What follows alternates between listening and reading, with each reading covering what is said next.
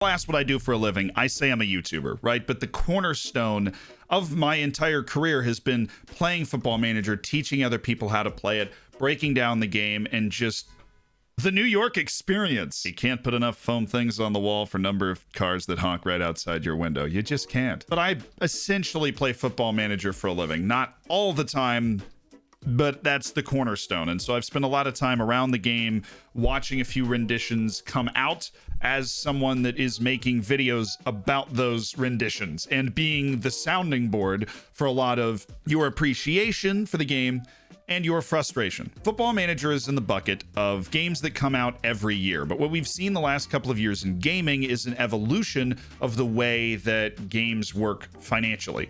And I feel like Football Manager should latch onto that, because there's inherently an issue with sports games that come out every year, is that you initially release the games every year because, well, the rosters change every year, right? There's new data, maybe a few of the rules change in the leagues, right? The Champions League format's changing in the future, although I've heard in the beta that it actually doesn't change when you get to 2024. We'll see. I've also just heard that from you, and you are all notorious liars. But Football Manager's stuck in what I think is a rut. It turns out a game that obviously I'm willing to buy every year. I appreciate playing and pour thousands of hours into. But it also runs into that struggle of how do you make the game more than just a roster update, more than just a rules update. There's always a lot of frustration with games like FIFA, with games like Madden in the United States, or 2K with the basketball. They're just repackaging the same game. You're getting the same graphics. They're updating the rosters. And why would you do that? And I think Football Manager has an opportunity to break that mold. And I gotta be honest, I hope they do break that mold, because I'm tired of answering the question, is this year's game worth buying? Because my general rule of thumb is if you play a game 1 hour per dollar spent, and this is just a completely arbitrary rule of thumb that I've had as a lifelong gamer in general, if you play the game 1 hour for dollar spent, then, you know, is money well worth spending? And considering I played Football Manager 20 in particular, 2,100 hours, that's... Hold on.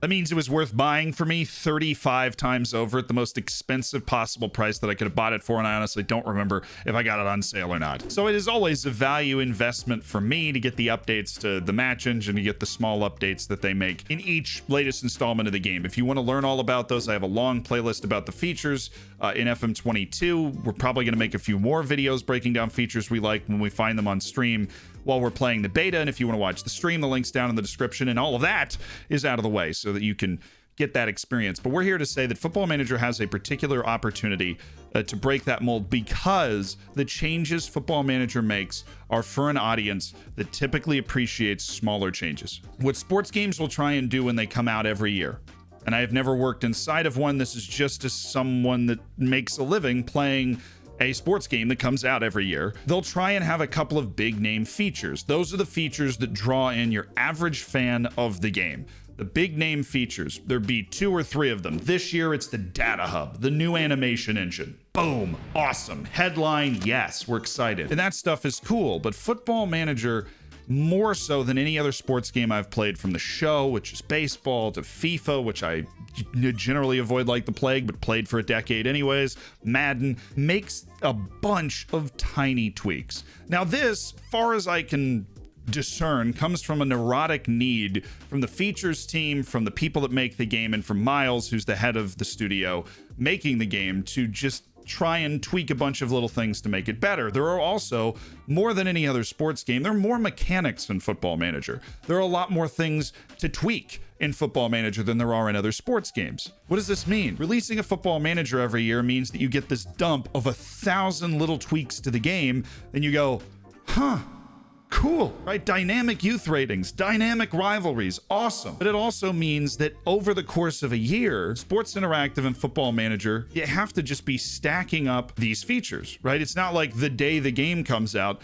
they have created all these features and they're all ready at the exact same time. Football Manager has more areas of the game that can be tweaked. And so why, in that case, are we selling the game every year? Why don't we have every 6 months a big new feature is added to the game, and then as we complete these other little features, those are added to the game as well? Why not that? And you probably can figure out what I'm thinking at this point. I believe Football Manager should switch to a subscription model. I do. This doesn't mean you shouldn't buy the yearly game if you're going to put a ton of time into it. We're still in the beta version of FM22, so I'm not going to give my full review on that yet. But Football Manager is usually worth it, right? Every edition that I've played as somebody who plays it as my job, I would have recommended buying. I'm also a huge nerd and sucker for the small features, so if you're not, you can use my playlist on all the features to make your own decision about whether you want to play the game or not. That is perfectly fine. And like I said, this isn't a never no, that's not what we're doing. That's not what I'm doing. I'm just saying, putting it out into the ether, that if you just sold a subscription model where perhaps you paid monthly for 3 years, you got a 3-year subscription to Football Manager. It's like $20 at the beginning, and then you pay monthly. Here, let me break this down with my fancy Google calculator. If Football Manager costs you $60 US, if you're somewhere else in the world, sorry, it works out. You get what I mean. With my discount code in the description, if you do want to buy the new game, right, you can, it's down there. You're going to be running about $40, 40 US dollars. $40 over the course of a year. That is what is going to the studio per purchase, right? Well, let's say you wanted to buy a 3-year subscription, right? And that 3-year subscription, you had an entry cost.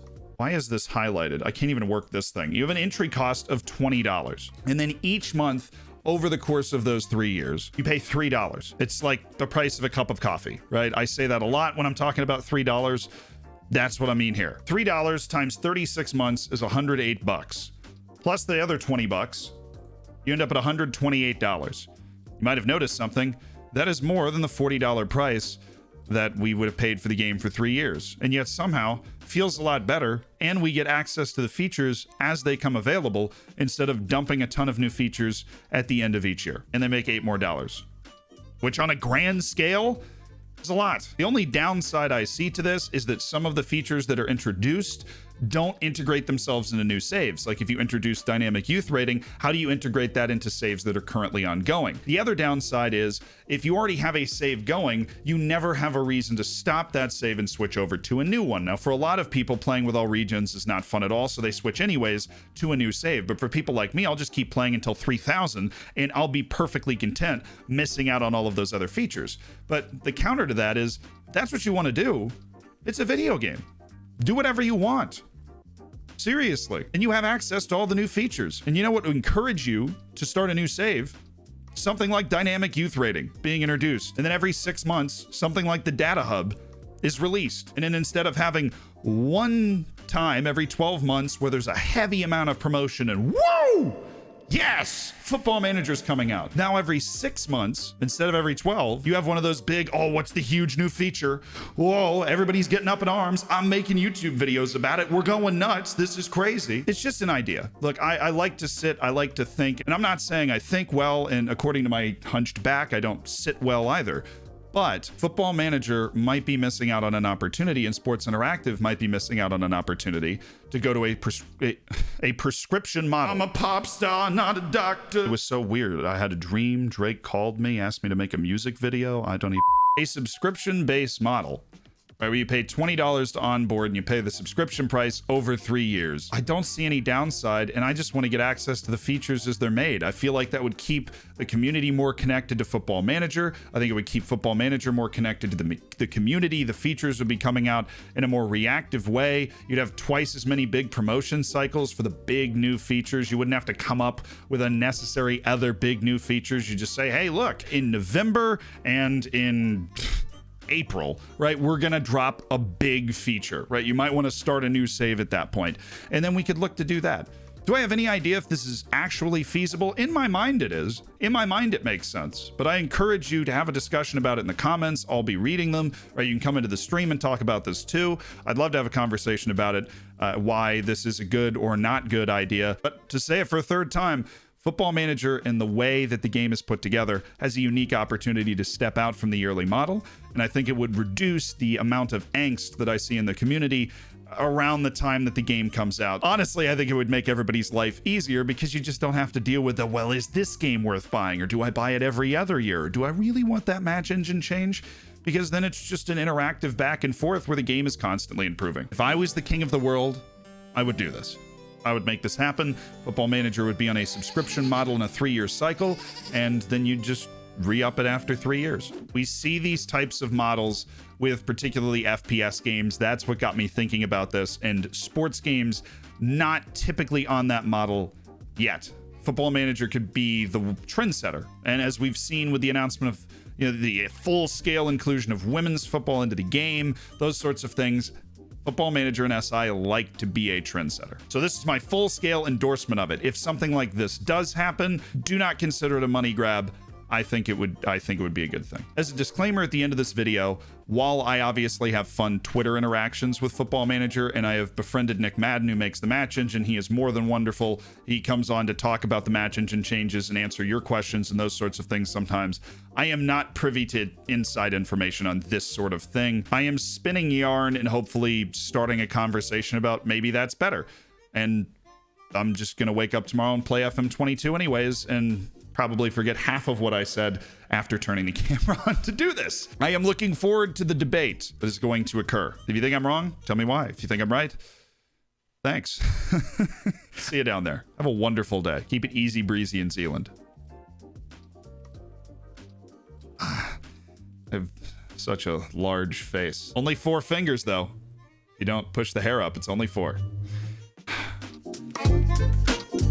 In the old cultures, they would have used me as a battering ram with the surface area of the impact.